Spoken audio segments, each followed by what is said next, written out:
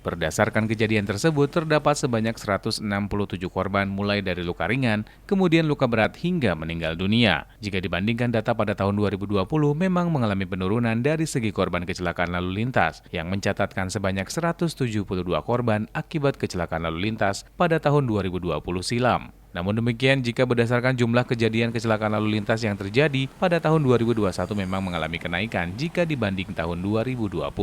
Tercatat sebanyak 117 kejadian yang terjadi sepanjang tahun 2021, sedangkan pada tahun 2020 hanya tercatat 102 kejadian. Kanit Gakum Satlantas Polres Sukabumi Kota Ibda Jajat Munajat mengatakan, penyebab dominan terjadinya kecelakaan lalu lintas sepanjang 2021 masih didominasi oleh faktor kelalaian pengguna jalan dan mayoritas adalah kendaraan roda 2. Di saat situasi arus lalu lintas ada peningkatan, secara otomatis kerawanan kecelakaan pun menjadi lebih meningkat.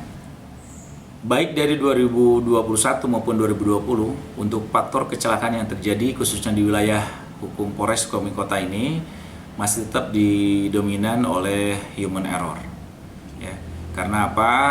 Ya mungkin dari sifat manusiawi yang timbul, baik itu pada saat kelelahan yang dipaksakan, kemudian juga ada sifat egois dari diri masing-masing pada saat mengendarai sepeda motor atau kendaraan lainnya, sehingga merasa bahwa dia lebih hak untuk mendapatkan prioritas, dan itu yang menimbulkan salah satu terjadinya kerawanan dan kejadian laka lantas di wilayah Polres kita.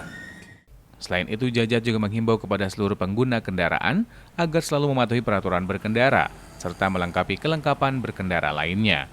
Karena menurutnya kecelakaan itu bisa terjadi kapan saja dan di mana saja. Namun dengan dilengkapinya berbagai kelengkapan berkendara serta mematuhi rambu lalu lintas yang ada, bisa meminimalisir kejadian kecelakaan lalu lintas di jalan raya. Kami sampaikan kepada seluruh warga masyarakat Sukabumi, khususnya Sukabumi Kota dan sekitarnya, bahwa berhati-hatilah dalam mengendarai sepeda motor. Kemudian safety riding adalah hal yang mutlak dan yang utama harus kita laksanakan. Periksa kendaraan sebelum berangkat, kelayakan, dan kelengkapan lain-lainnya. Kemudian jangan lupa perlengkapan diri, apabila memang menghadapi situasi dan cuaca hujan juga dipersiapkan jas hujannya. Terima kasih, semoga kita semua senantiasa dalam keadaan sehat dan dalam lindungan Allah. Dari Kota Sukabumi, Sofwan Zulfikar mengabarkan untuk Dinamika News.